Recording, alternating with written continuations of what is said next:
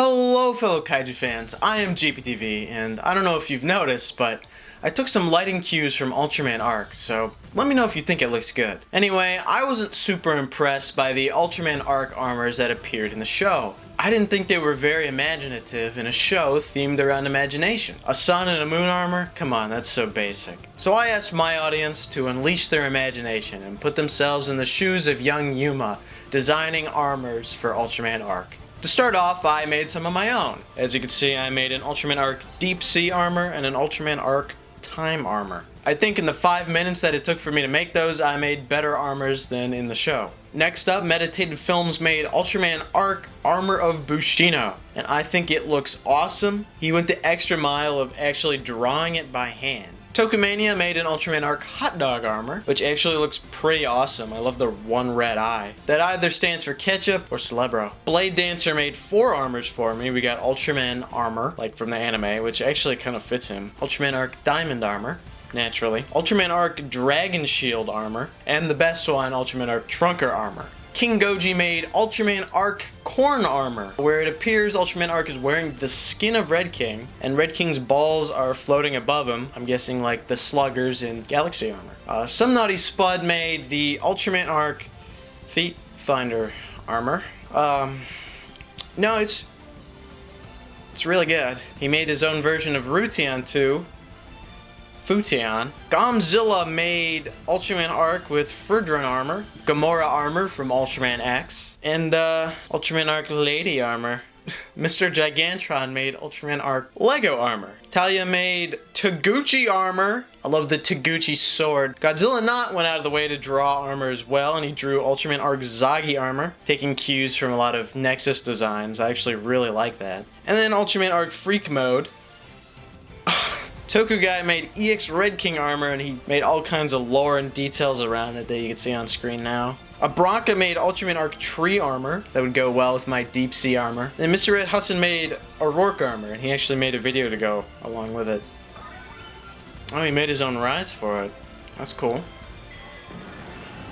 There he is. Oh, wow! You know, I know it's a joke, but I actually kind of dig the face on that. I actually kind of like that. And then Rado made this. Pillow Master made Chikawa armor. Or I guess it's just our Chikawa form. And then he made Bolton armor, which actually looks really sick. I like his little skirt. Tab made Blazar armor. I like the hand weapon. And then finally, the final armor that I'm showing you was made by Robozilla64 with Ultraman Arc Rebot Mix Stinkatron armor. Isn't that just real great? The feet are backwards. Well, since you guys have proved that you can unleash your imagination better than anyone on the creative team on Ultraman Arc, let's start the review.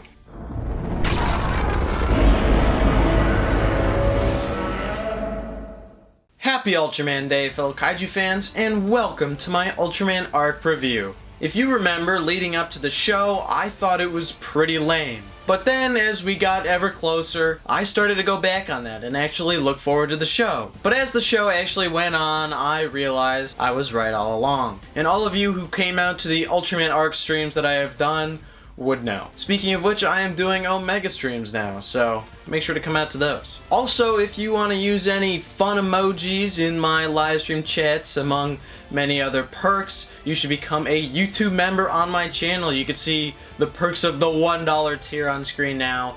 And if you want videos early and members-only videos, that's $5 for you. So I'd really appreciate it if you guys became a member. Alright, for the characters, let's start with Hiroshi Ban.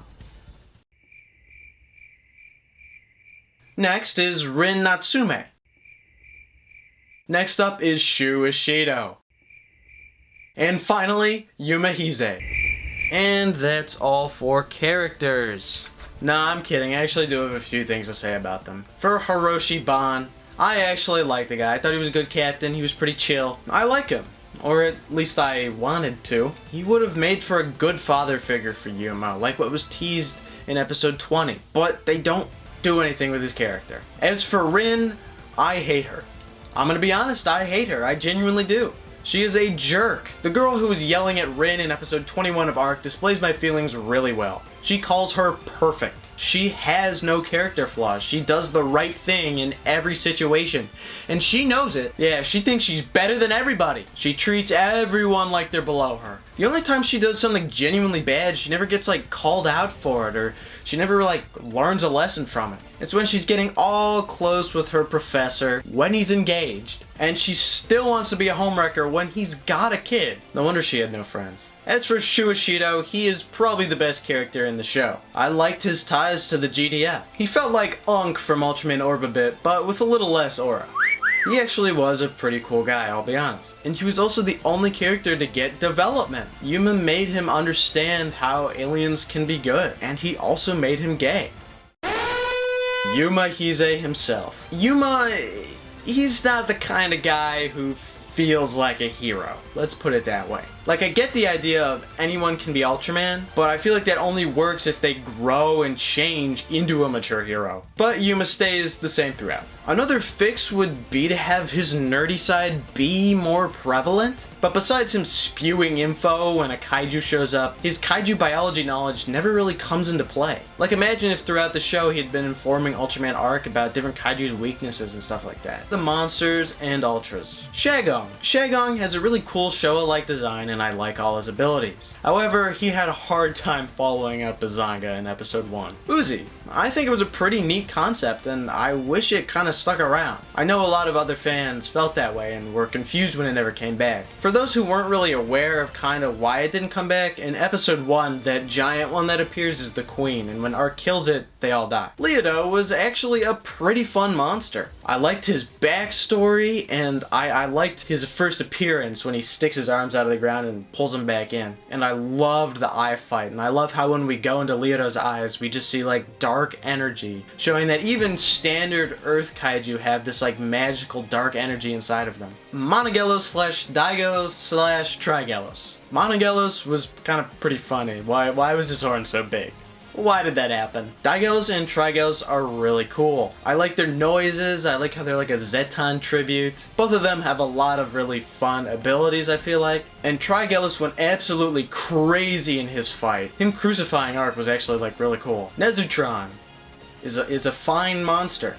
I have nothing else to add at all. Levigira, however, was awesome and is easily one of my favorite kaiju from the show. It has a really cool and unique design. I really like it. I really love the backstory it has. I love the underwater fight, getting like a proper underwater fight with an underwater monster. And it was just a really cool episode all around. Between Arc doing the Ultraman laugh, the reference to Go jumping in the water, and Levigira's defeat with the gargle. Alien Croco. Well, I am personally not the biggest Alien Croco fan.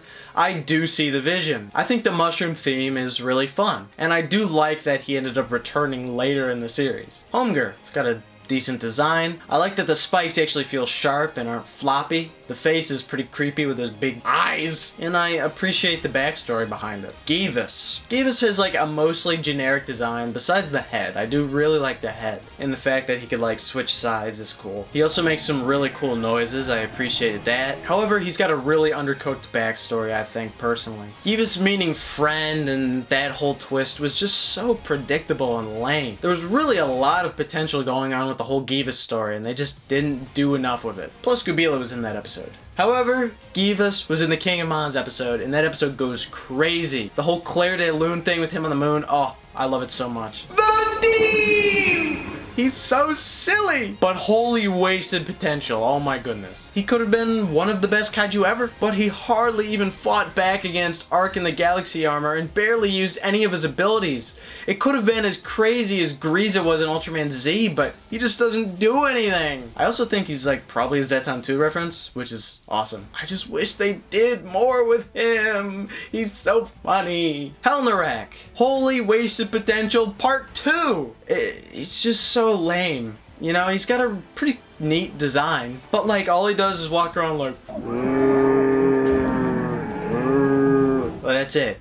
Like all this build up just for that. Sepekio. This thing was pretty cool, honestly. I like the whole mimic idea. I like that it was probably a Prisma reference, and maybe even a Godzilla Singular Point reference. That one's a little iffy. That one's, it's like not a stretch, but it's like not clear at the same time. Like the SP blue crystals after a Godzilla thing explodes. I wish it had more of an explanation to it. I mean, like, I wish it was a different explanation that had more to it. The Pillar. The man in the white mask who came along with the Pillar was pretty cool. I liked his story.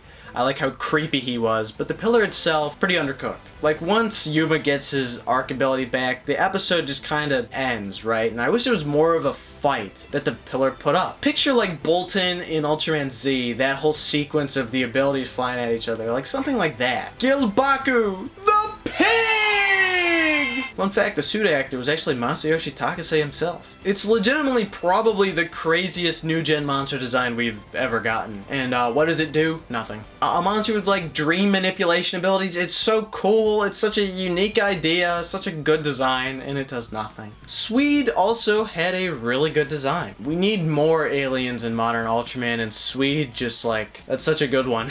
I liked her in episode 14 and 15, but in the finale she just doesn't really do anything! However, her kill is one of the coolest Ultraman kills in the franchise, so. As for the returning monsters, they were fine. Some were terrible, like Okagabila, and some were awesome, like King of Mons. Also, this is just like a personal idea I had, but I think it would have been cool if the show was filled with refugees from Ark's galaxy at war. Like, imagine if Kroko and Givis came from Ark's galaxy. Ultraman Arc / Rution.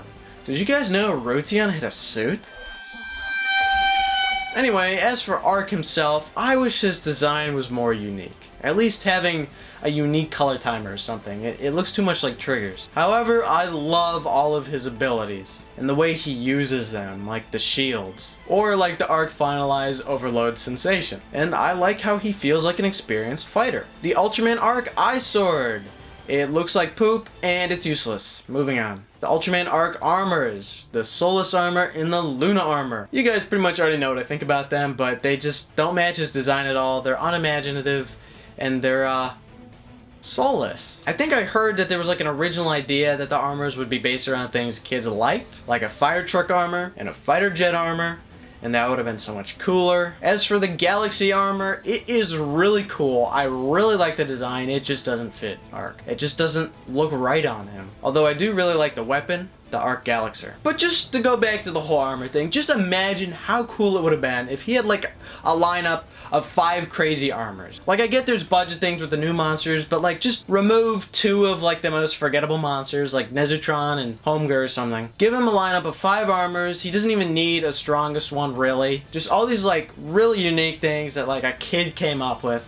Like, let's go back to the armors at the beginning. Like, imagine my Deep Sea and Time armor, the Tree armor, the Bushido armor, and like Blazar armor as his final one or whatever. Like, imagine that lineup. He needed unique abilities, not the opposite of that. Alright, it's time to talk about Skip and the members. The dialogue between the team always feels so unnatural, and that's simply because none of them have any character. It is like the most like corporate cookie cutter like dialogue in the world. And to make Skip even better, there's a moment in the show where they even admit themselves that it's a boring job. And that's when I bring up the medic team from the Blazar crossover in the Blazar universe. Why wasn't the show about that? Why introduce a better idea in your own show? That would have been so unique, an Ultraman show surrounding a medic team. UP makes it feel like they are babysitting a 5-year-old every single episode. I hate his voice, and the show would have been better without him. The GDF. While they are actually pretty present in the show in contrast to other times like the military's been Ultraman shows like the VTL in Orb, right? They're very present. They don't do anything. They never have any impact on anything ever. It's good that they're there, but they don't do anything. The music. The opening song is legitimately my least favorite Ultraman opening theme of all time. It doesn't sound like an Ultraman song in literally all of the worst ways possible. Both end songs are okay. They're very generic. I would never find myself listening to them. In fact, I can't even picture what they are in my head right now. However, the actual soundtrack of the show is really good. Ultraman Arc's battle theme is super hype and is legitimately one of my favorite Ultraman battle themes of all time. The part at like 2 minutes and 30 seconds in, where it's like the transformation jingle part, is so good. The rest of the soundtrack is also pretty good. I can think of a few tracks I like. I remember really liking Swede's theme. Time for my overall likes of the show. Starting with that I really like the idea of the unleashing imagination abilities. Every time Arc is like, Yuma, unleash your imagination. It's so cool. that he does a thing, and he does a really cool, unique ability. I love implementing that into an Ultraman show. It's so good. And I also really like the idea of Arc being sort of Yuma's father figure in a way. Like, after Yuma's parents die, Arc takes his father's place. I like that. I wish the show did more with it. I do like how it's incorporated in the second half of the transformation where Arc hugs Yuma. I just really like the transformation in general, like the second half.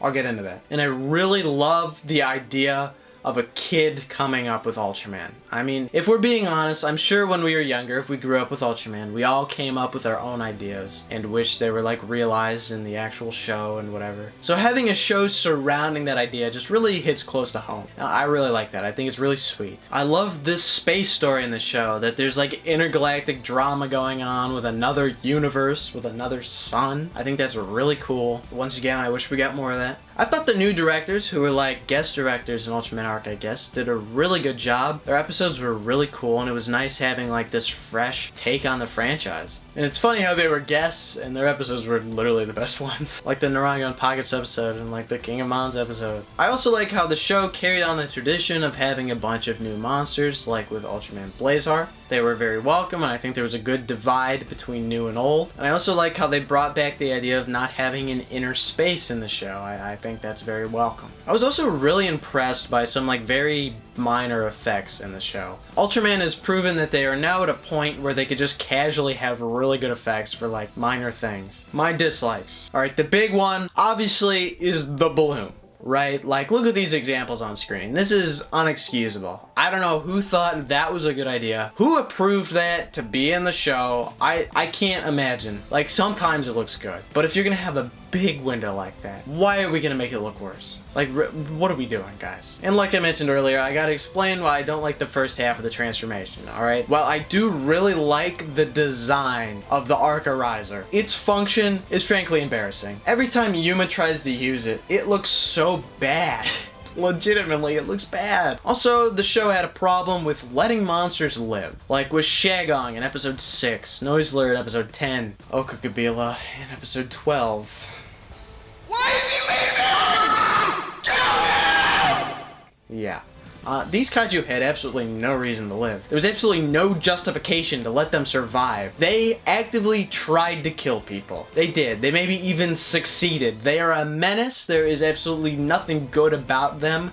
They are evil. And yet Arc just decides to let them go. There's no explanation as to why he decides to do that. And it's not acknowledged. Actually, no, wait, that's not true. It is acknowledged. In fact, the GDF is like, watch out for the evil, deadly monsters that are still out there that Ultraman Arc let go. It's just bad writing. It's just blatantly bad writing. It is bad writing. Speaking of which, episode 3 being out of order for the sake of being different. I get it. Doing something unique for the first episode of an Ultraman show. Blazar did that by having a prologue be the entire first episode, which is really cool. Arc seemingly wanted to capture that uniqueness by just throwing us into the action, but they had to commit to that for that to work. You can't just change your mind 2 episodes later. It's not good. Also, Shu should have discovered Yuma was Arc in episode 14. Like, it was so obvious, and I am so sick of everyone in these shows being stupid. The Onyx was very poorly built up. Well, I think it's kind of a neat idea. There's just absolutely no build up to it, and that's something big that needs build up to it. It just kind of shows up and doesn't really have a very good in-universe explanation on why it exists.